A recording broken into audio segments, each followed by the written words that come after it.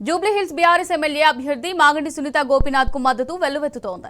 ఉప ఎన్నికలో గులాబీ జెండా రెపరెపలాడాలని కోరుకుంటూ ప్రత్యేక పూజలు కొనసాగుతున్నాయి. మాగంటి సునీత విజయాన్ని కాంక్షిస్తూ ప్రముఖ ఆధ్యాత్మికవేత్త రామన్న దత్త సంకల్ప దీక్షను చేపట్టారు. గురుదత్త పారాయణాన్ని మొదలుపెట్టారు. ఏపీలోని నంద్యాల జిల్లా డోన్ గురుదత్త ఆలయంలో ప్రత్యేక పూజలు చేసి సంకల్ప పారాయణానికి శ్రీకారం చుట్టారు. అత్యంత నియమనిష్టలతో 5 వారాల పాటు ఈ సంకల్పం కొనసాగనుంది. జూబ్లీహిల్స్ బైపోల్లో మాగంటి సునీత గెలవడంతో పాటు బీఆర్ఎస్ అధినేత కేసీఆర్ నిండు నూరేళ్లు చల్లగా ఉండాలని రామన్న దత్త ఆకాంక్షించారు.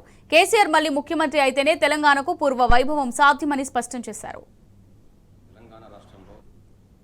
జూబ్లీహిల్స్ ఉప ఎన్నికలలో భారత రాష్ట్ర సమితి బలపరిచిన అభ్యర్థి శ్రీ మాగంటి గోపీనాథ్ గారి భార్య అఖండ మెజార్టీతో గెలవాలని, టీఆర్ఎస్ బలపరిచిన అభ్యర్థి ఎవరైనా సరే అఖండ మెజార్టీతో గెలవాలని చెప్పేసి 5 వారాల శ్రీ దత్తాత్రేయ స్వామి యొక్క గురు చరిత్ర పారాయణం సంకల్పించాను.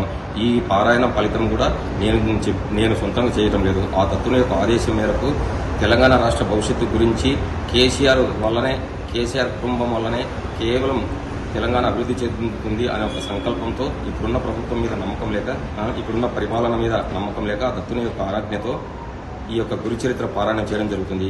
కనుక ఇప్పుడు రేపు రాబోయే జూబ్లీహిల్స్ ఉప ఎన్నికలలో భారత రాష్ట్ర సమితి బలపరిచిన అభ్యర్థి శ్రీ మాగంటి సునీతమ్మ గారు అఖండ మెజార్టీతో గెలవాలని, అదేవిధంగా ప్రెసిడెంట్ శ్రీ కల్వకుంట్ల చంద్రశేఖరరావు కేసీఆర్ గారు సంపూర్ణ ఆయుష్ ఆరోగ్యాలతో ఉండాలని, మళ్లీ తెలంగాణకు ముఖ్యమంత్రి కావాలి అనే సంకల్పంతో ఈ యొక్క డోన్ శ్రీ దత్తాత్రేయ స్వామి మందిరంలో మా ఆధ్వర్యంలో 5 వారాల శ్రీ గురుచరిత్ర పారాయణ